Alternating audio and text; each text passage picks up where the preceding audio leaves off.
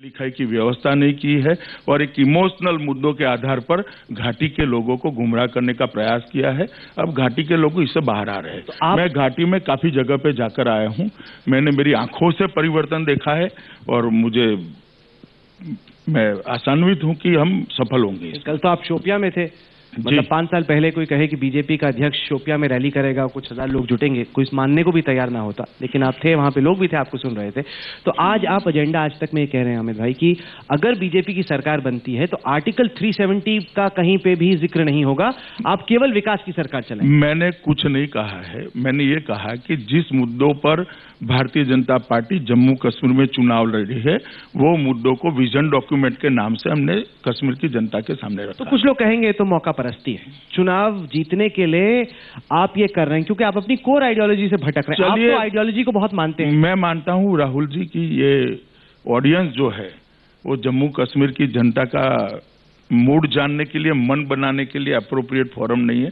जम्मू कश्मीर की जनता को ही तय करने दीजिए हमारे विकास के एजेंडे पे जाना है या और कोई एजेंडे पे जाना है। अच्छा, ये बताएं कि 6 महीने हो गए मोदी सरकार को, आपके हिसाब से आप अपने पीएम को कितने नंबर देंगे अब तक? मैं मानता हूं कि 30 साल के बाद एक पूर्ण बहुमत की सरकार आई है और काफी समय के बाद एक सच्ची दिशा में चलने वाली सरकार आई है और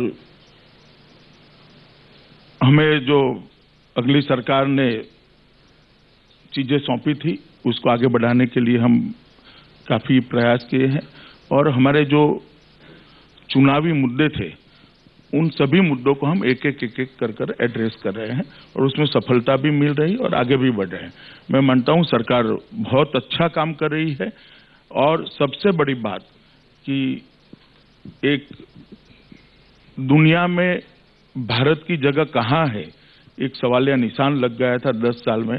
अब भारत की जगह कहां है ये पूरी दुनिया को मालूम पड़ गया है और पूरी दुनिया भारत में बहुत संभावनाएं देख रही है। ये बहुत बड़ी उपलब्धि है। तो कितने मार्क्स देंगे आप पीएम को 100 में से? देखिए राहुल जी, मार्क्स नहीं होते, मैं कोई टाइटल बनवाना नहीं चाहता आपके टीवी का, मगर मैं इतना निश्चित रूप से कहना चाहता हूं कि सरकार बहुत अच्छा काम कर रही है और मोदी जी के नेतृत्व में जिस दिशा में जाना चाहिए उस दिशा में सरकार जा रही है। एक सवाल जो जनता पूछ रही है ना अमित शाह साहब, वो ये कि चुनाव से पहले ये वादा हुआ था कि चुनाव के बाद कालाधन वापस आएगा और सबको 3 लाख रुपए कम से कम, कुछ लोगों ने 15 लाख रुपए कहा, कुछ लोगों ने कहा कि 3 लाख रुपए बैंक अकाउंट में आएंगे।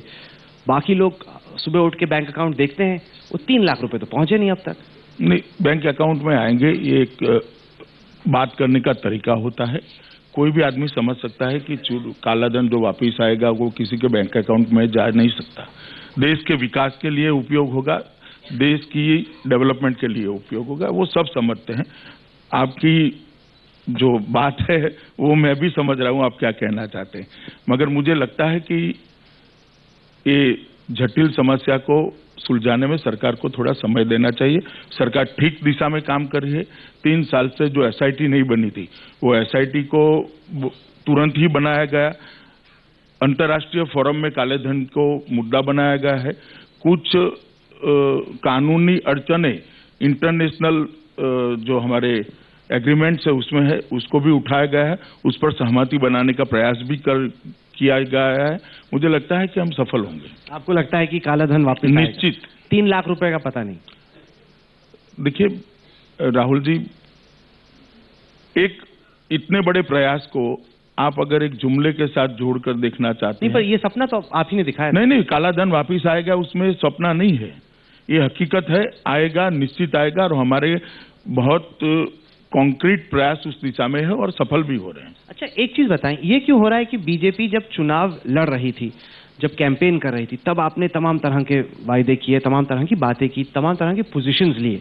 अब जब सरकार में आए, जैसे कि हेंडरसन ब्रुक्स रिपोर्ट है, जैसे नेताजी की फाइलें हैं, मतलब तमाम ऐसे में आपको इश्यूज गिना सकता हूं। अभी हाल ही में आपने देखा होगा माकन साहब ने 25 यू टर्न्स की एक फेहरिस्त जमाई कि जब से आई जो चीजें कांग्रेस कहा करती थी जब वो सरकार में थी, हूबहू वैसी ही चीजें अब बीजेपी कह रही है जब सरकार में आ गई। ऐसा क्यों हो रहा है? नहीं, काफी फर्क आया है। कांग्रेस जब सरकार में थी तब पाकिस्तान जब अलगाववादियों से बात करता था तो कभी वार्ता रोकी नहीं गई थी, भारत ने रोक दी है। जब सरहद पर गोलीबारी होती थी कभी जवाब नहीं दिया गया था, जवाब दिया गया है।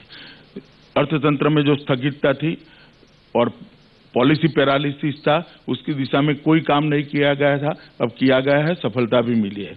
ऐसा नहीं है कि कांग्रेस जो करती थी वही हम करते हैं, वरना ऐसे नतीजे न मिलते। और अर्थतंत्र भी धीरे धीरे पटरी पर आ रहा है, सब जानते हैं इसको।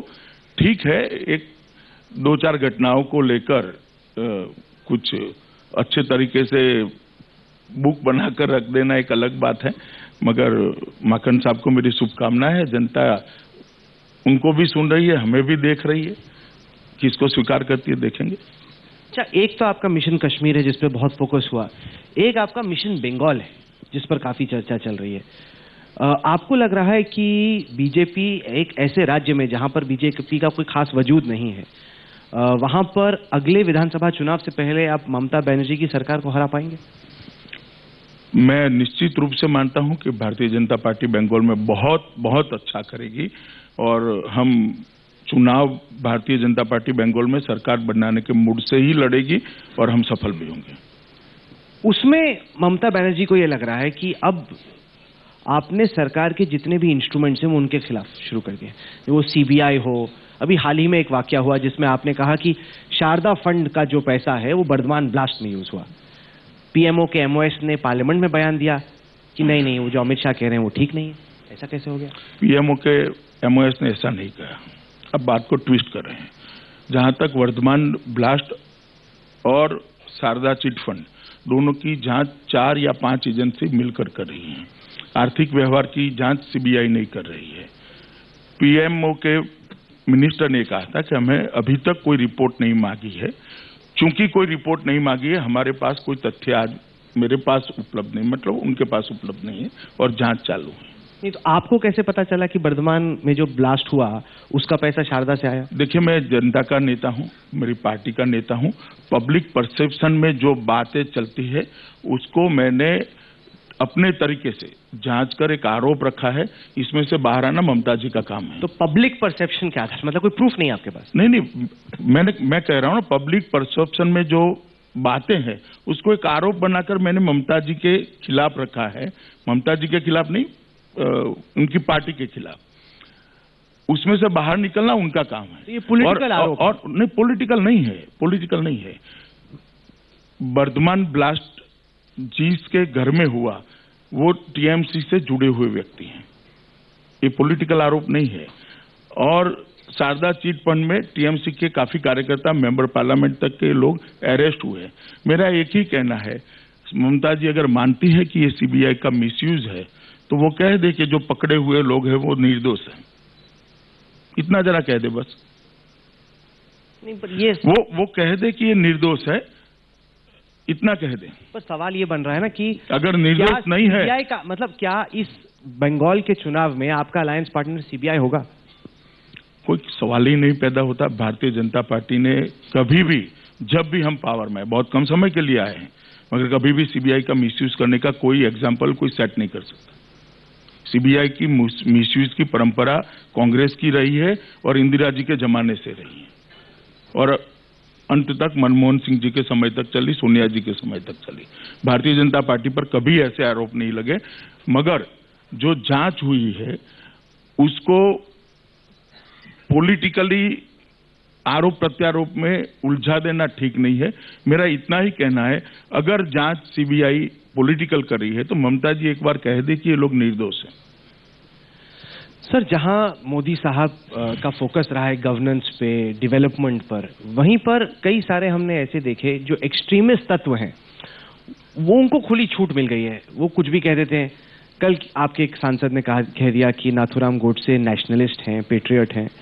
कोई लव जिहाद की बात करता है, कोई कन्वर्जन की बात करता है, और कहीं ना कहीं ये सवाल खड़ा होता है कि ये जो तत्व हैं इन्हें खुली छूट कौन दे रहा है और क्यों?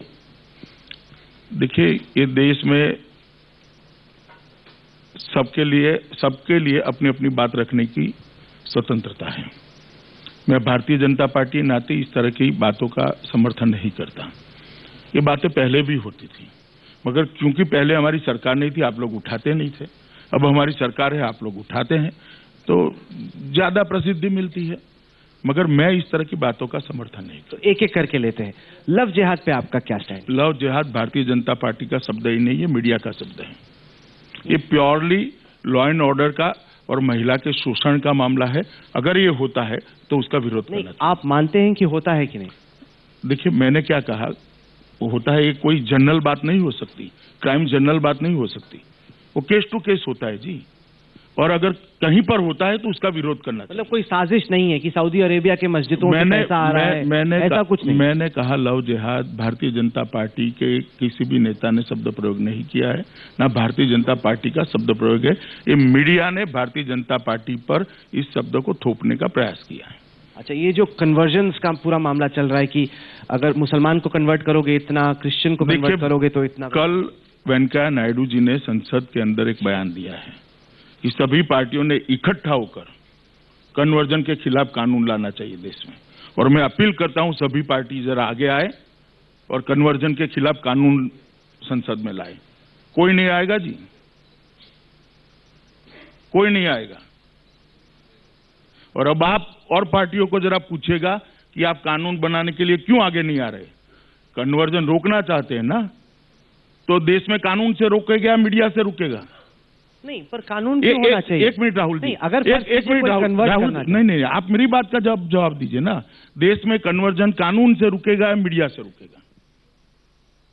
किससे देश चलाना चाहते हैं? नहीं, पर अगर कोई नहीं, कानून से चलना चाहिए या मीडिया से चलना चाहिए? मेरी बात नहीं, आप जरा कह दीजिए ना, किससे चलना चाहिए? चलना तो कानून से ही, कानून से। तो सभी पार्टियों को वेंकैया नायडू जी ने अपील की है कि कन्वर्जन के खिलाफ कठोर कानून लेकर संसद में आना चाहिए। नहीं, पर मेरा दूसरा सवाल है। और क्यों नहीं आता कोई? नहीं, अगर नहीं, ये सवाल आप और पार्टियों को पूछेंगे, सारे नहीं पूछेंगे जी, इसी मंच नहीं पूछेंगे। गारंटी दे रहा हूँ, मैं गारंटी देता हूँ, मैं गारंटी दे रहा हूँ, सबसे पूछेंगे। मगर मैं गारंटी देता हूँ नहीं पूछेंगे। आपके एंकर बदल जाएंगे, पुण्य प्रसून वाजपेयी जी आ जाएंगे और वो निश्चित नहीं पूछेंगे। नहीं, जो सेशंस मैं मॉडरेट कर रहा हूँ उसमें कांग्रेस के नेता आ रहे हैं, बाकी पार्टियों के आ रहे हैं, हम जरूर पूछेंगे। प्रसून जी कहाँ हैं आप? ये यहीं बैठे हैं। नहीं, पर मेरा दूसरा सवाल है। मेरा सवाल ये है कि कन्वर्जन पर पाबंदी क्यों होनी चाहिए? अगर कोई स्वेच्छा से कन्वर्ट तो क्यों विरोध कर रहे हो? तो क्यों विरोध कर रहे हैं? अगर कोई, उनको उन्होंने कहा कि जबरदस्ती करके करा दिया। अरे भाई, जबरदस्ती तो पता ही नहीं था। जबरदस्ती मीडिया, हम आपको कपड़ा दे देंगे, शॉल दे देंगे, जबरदस्ती मीडिया की बाइट से नहीं होती, जबरदस्ती कोर्ट में प्रूव होगी। और मैं मानता हूं कि जो मैं कानून भी वही कह रहा हूं ना कि जबरदस्ती कन्वर्जन नहीं होना चाहिए। ऐसा तो कानून बनाइए। ये सही है। जोर जबरदस्ती, मतलब लोभ, लालच, फोर्सफुल कन्वर्जन नहीं होना चाहिए, ऐसा कानून बनाइए। मैं आपको गारंटी देता हूं भारतीय जनता पार्टी के अलावे कोई पार्टी सरफेस पर नहीं आएगी इस कानून के समर्थन में। सो कॉल्ड सेक्युलर सारी पार्टियां वोट बैंक की लालच में आगे नहीं आएगी। पर आप ये मानेंगे कि जो आगरा में हुआ उसमें जोर जबरदस्ती की गई? जी, वो कानून अपना काम करेगा। अब एफआईआर लॉन्च हुई है, कोर्ट में जाएगी। हम मीडिया ट्रायल थोड़ी ना कर सकते। अगर फोर्सफुली हुआ है तो ठीक नहीं हुआ है, और फोर्सफुली हुआ नहीं हुआ वो तय करने का काम कोर्ट का है। मगर हमारा काम है पॉलिटिकल पार्टियों का कि फोर्सफुल कन्वर्जन के खिलाफ अच्छा कानून लाना चाहिए। साक्षी महाराज कहते हैं कि नथुराम गोडसे एक पेट्रियट था, एक नेशनलिस्ट था। अमित शाह के जहन में नथुराम गोडसे कौन था? मैं साक्षी महाराज के निवेदन पर कोई टिप्पणी करना नहीं चाहता। साक्षी महाराज ने भी कल वो क्या कहना चाहते हैं फिर से एक बार मीडिया के सामने रखा। आपके हिसाब से नथुराम गोडसे कौन? देखिए, मेरे हिसाब से नथुराम गोडसे क्या था वो मैं कोई टिप्पणी करना नहीं चाहता।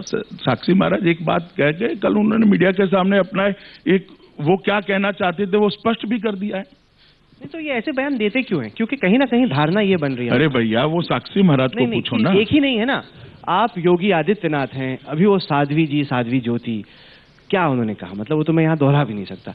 तो इन तत्वों को खुली छूट क्यों मिल रही? कहीं ना कहीं जो सवाल बनता है लोगों के जहन में वो ये कि क्या ऊपर से एक आशीर्वाद तो नहीं, लेकिन कम से कम ये छूट है कि चलो कहो, एक तरफ से आप पहले कहते हो फिर वापस ले लेते हो। कहा ही क्यों? अगर वापस ही लेना तो कहा ही क्यों? इनको छूट क्यों मिल रही है? देखिए, मैंने पहले भी कहा कि कई प्रकार की ऐसी बातें पहले भी होती रही, क्योंकि अब हम पार्टी इन पावर है इसलिए थोड़ा ज्यादा चर्चा होती है।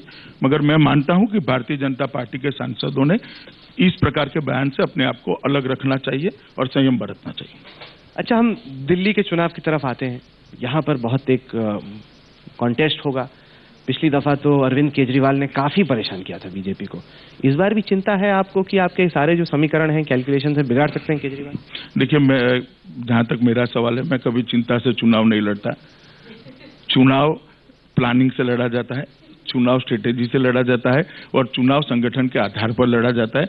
और हम हमेशा भारतीय जनता पार्टी के कार्यकर्ता वर्षों से चुनाव हारने के आदी है, मगर हारते थे तब भी आत्मविश्वास के साथ लड़ते थे, और अब जीतते हैं तो चिंता से लड़ने का सवाल ही पैदा नहीं होता। चिंता हमेशा सामने वाले को होती है। नहीं, तो ये जो आपका कॉन्फिडेंस है, कुछ लोग कहेंगे ओवर कॉन्फिडेंस, ये आता कहां से? जैसे महाराष्ट्र में आपने इतना बड़ा फैसला लिया कि शिवसेना से डाइवोर्स हो जाए, मतलब नहीं आना तो ना हुआ, मेरा ये फॉर्मूला है, आपको नहीं आना।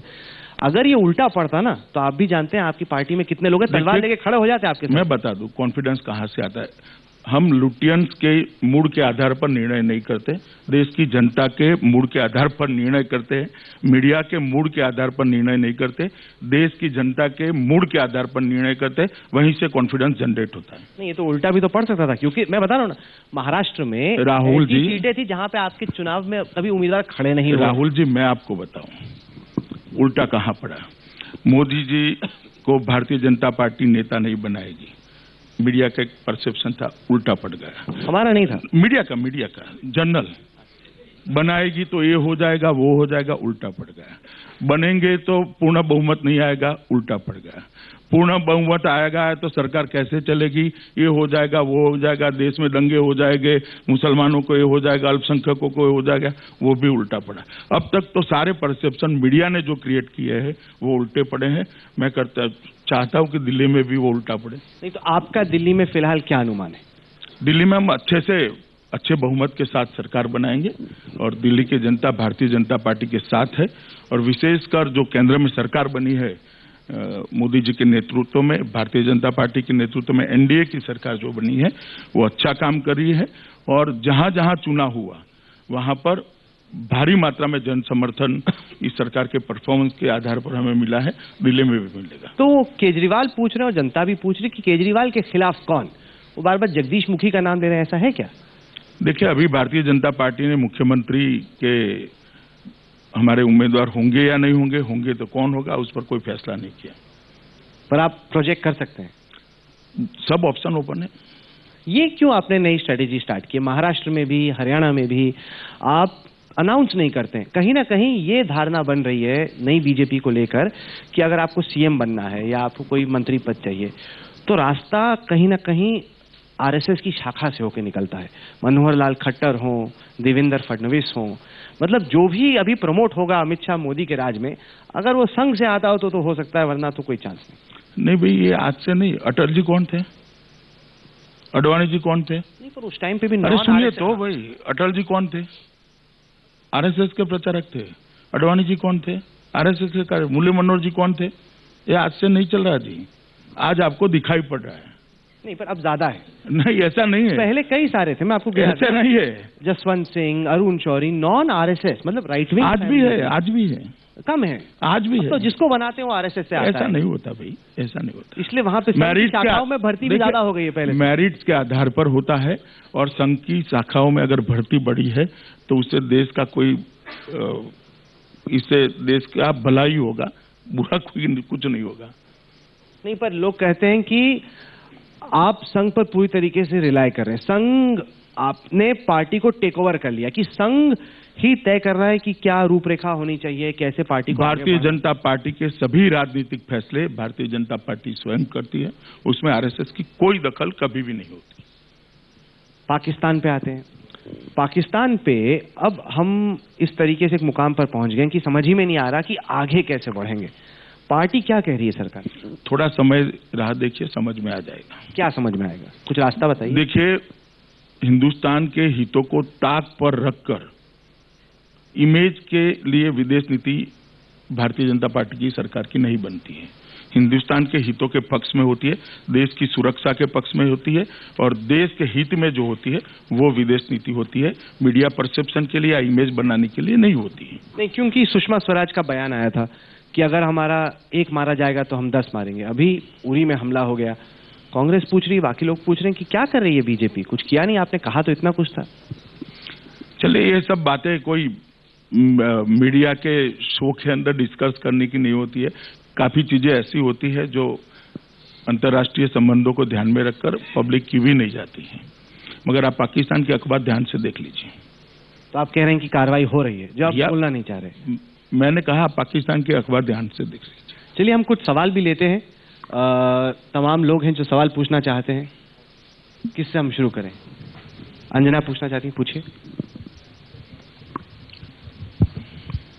सर, आपने शुरू में ही कहा था कि मीडिया देश को हिंदू और मुसलमान में बांट रहा है, तो फिर साध्वी निरंजन ज्योति। नहीं, मैंने ऐसा नहीं कहा बांट रहा है। इश्यू को मीडिया इश्यू बना रहा है। ठीक है, तो फिर साध्वी निरंजन ज्योति, योगी आदित्यनाथ, साक्षी महाराज क्या कर रहे हैं?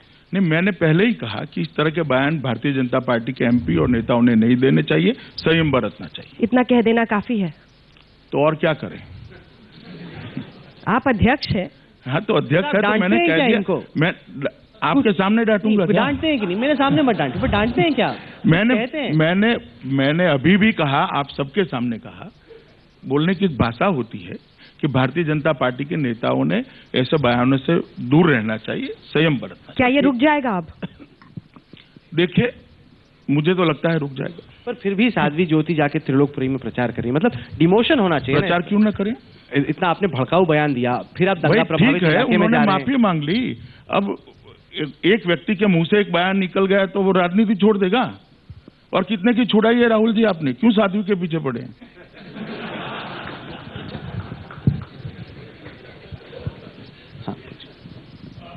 एक एक करके माइक आ जाए आपके पास। मेरा नाम आकाश जिंदल है, मैं एक इकोनॉमिस्ट हूँ। आपने भी कहा आपकी सरकार जवाबदेह सरकार है। एक जवाब मैं जानना चाहता हूँ। आपने कहा था महंगाई कम होगी, ऊपर वाले ने, भगवान ने हम सबकी और आपकी बात सुनी। क्रूड ऑयल, कच्चा तेल, जो हमारी महंगाई का कारण है, $115 से $60 प्रति बैरल आ गया। लेकिन सर, आप लोगों ने 2 बार एक्साइज बढ़ा दी। अब क्रूड ऑयल कम होने की वजह से जो फायदा मिलना चाहिए था आम जनता को, आपकी पार्टी की बहुत इज्जत करता हूं, आपकी, मोदी साहब की, वो जनता को फायदा तो मिलने देते। अब कहा जा रहा है डेफिसिट जो है एक्साइज बढ़ा के पूरा करना है, तो क्या जो ऊपर वाले का तोहफा जनता को मिला है उसमें भी आप एक्साइज बढ़ा के जो है डेफिसिट का नाम लेंगे? सर देखिए, महंगाई सिर्फ पेट्रोल और डीजल के साथ जुड़ी हुई नहीं। सर, वो बेस है डीजल। अब मुझे जवाब देने नहीं आप, बैठ जाइए आप थोड़ा। महंगाई कोई पेट्रोल और डीजल अकेले पे महंगाई की समस्या नहीं है। जनता को काफी चीजों की जरूरत होती है। और आपने अगर आंकड़े देखे होंगे तो महंगाई की दर खाने पीने की चीजों में और सब में शायद 5 साल में सबसे नीचे अभी है। एक बात। दूसरी बात, बाकी सब चीजों पे महंगाई कम करने में नियंत्रित करने में जो सरकार ने कदम उठाने हैं, उस कदम के लिए पैसा चाहिए। एक स्टेबलाइजेशन फंड बनाना है, कुछ चीजों का इंपोर्ट बढ़ाना है, इंपोर्ट बढ़ाकर पीडीएस सिस्टम के माध्यम से लोगों तक पहुंचाना है। इसके लिए पैसा चाहिए। किस चीज पे क्या करना, वो नीति सरकार पे छोड़नी चाहिए। मैं मानता हूं कि कुल मिलाकर 5 साल में सबसे कम महंगाई का दर अगर कभी है तो वो आज है, और वो भारतीय जनता पार्टी की, मोदी सरकार की उपलब्धि है। राजदीप। अमित शाह जी, जो राहुल ने एक सवाल पूछा उसका आपने जवाब नहीं दिया। क्या वजह है कि आपकी एक छवि बन गई है कि अमित शाह जो है मास्टरमाइंड है, लेकिन साम दाम दंड भेद कुछ भी करेंगे चुनाव जीतने के लिए, और एक छवि बन गई है कि दिल्ली के पहले त्रिलोकपुरी होता है, उत्तर प्रदेश चुनाव के पहले मुजफ्फरनगर होता है। क्या वजह है कि इस तरह की आपकी, क्या मीडिया को आप दोष देते हैं या किसको दोष देते हैं कि आपकी एक छवि बन गई है एक तरह से साम दाम दंड भेद के नेता अमित शाह है? देखिए, मेरी छवि क्यों बनी है इसके एनालिसिस में मैं कभी नहीं पढ़ता। मैं शुद्ध रूप से चुनाव आयोग के जो 4 कॉर्नर्स बनाए हुए इसके तहत चुनाव लड़ता हूं और लड़ने का ट्राई भी करता हूं। कभी कभार नो वोट मेरे से डाल दी जाती हो तो स्वीकार भी कर लेता हूं और माफी भी मांग लेता हूं। मगर जहां तक आपने कहा कि मुजफ्फरनगर या त्रिलोकपुरी, इसका भारतीय जनता पार्टी से कोई लेन देन नहीं है। भारतीय जनता पार्टी के विजय के पहले भी, अब क्योंकि भारतीय जनता पार्टी का विजय हो रहा है इसके साथ जोड़ दिया जाता है, पहले भी देश में दंगे होते थे, राजस्थान में भी हुए थे, कई जगह पे हुए थे, और उस वक्त कांग्रेस पार्टी की विजय हुई। तो आपने कभी दंगों को कांग्रेस पार्टी की विजय के साथ नहीं जोड़ा। आप थोड़ा नजरिया बदल दीजिए। अपने आप सब ठीक नजर आने लगेगा।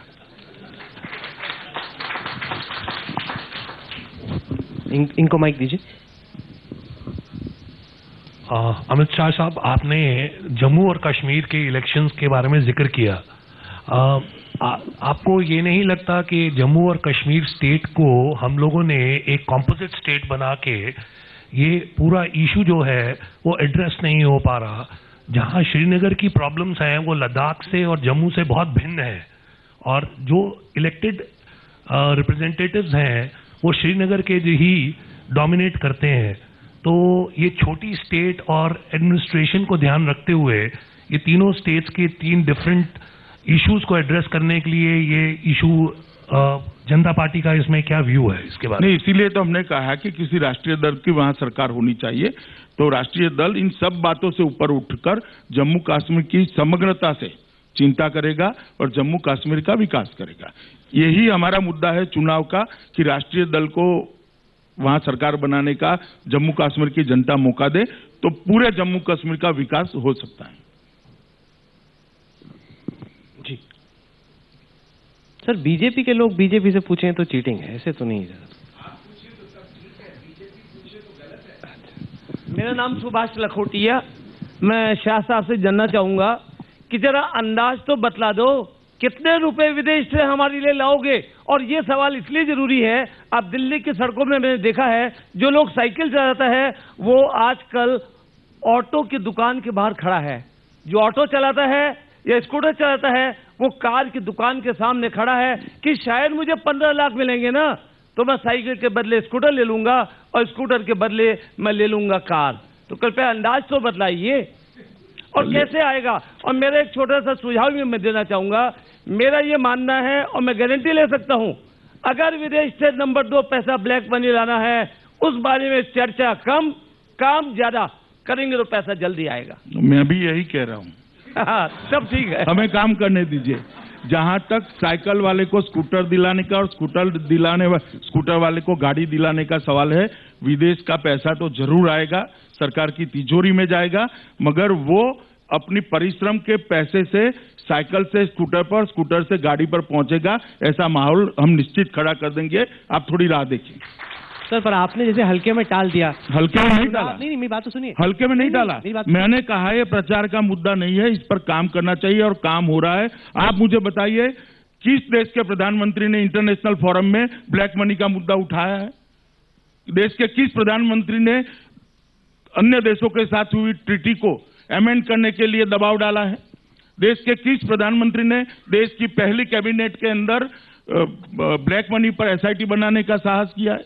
भारतीय जनता पार्टी ने किया है। यूपीए की सरकार आई तब पहली कैबिनेट में पोटा रद्द करने का ठहराव किया था, भारतीय जनता पार्टी ने काले बनाने का ठहराव किया। ये अंतर है। हम वोट बैंक की राजनीति नहीं करते जी। चलिए अगला सवाल पूछिए। नमस्कार अमित शाह जी, मेरा नाम अमर सिन्हा है और आपने एक अच्छी बात कही कि हिंदुस्तान का वोटर अब हिंदू मुस्लिम के मुद्दों से दूर है और इन फर्कों को नहीं कंसिडर करता वोट करते समय। आज हमने श्री राम नायक जी के विचार सुने राम मंदिर को लेकर के। आपका पर्सनल या पार्टी के तरफ से क्या व्यू है इस मुद्दे को लेकर के? नहीं, भारतीय जनता पार्टी का व्यू राम मंदिर को लेकर बड़ा स्पष्ट है। राम मंदिर का निर्माण 2 ही रास्तों से हो सकता है। एक तो सर्वसम्मति अगर होती है तो इसके आधार पर हो सकता है, या तो कोर्ट के फैसले से हो सकता है। हिमांशु। अमित जी, मेरा आपसे सवाल ये है कि पिछले कुछ दिनों में जिस तरीके से मोहन भागवत या अशोक सिंघल या आपके पार्टी के कुछ सांसदों के बयान आए हैं, उससे कहीं नरेंद्र मोदी जी का जो विकास का एजेंडा वो कहीं कमजोर तो नहीं पड़ जाएगा और हिंदुत्व का एजेंडा उस पर भारी? देखिए, मैंने पहले भी कहा कि ये बयान कोई नई चीज नहीं है। इस देश में सबको अपने अपने विचार रखने की स्वतंत्रता है, सबको है, मगर क्योंकि अब हम पावर में है इसलिए इस बयान को मीडिया ज्यादा तवज्जो देता है। वो ठीक भी है, इस पर बहस होनी चाहिए। सर,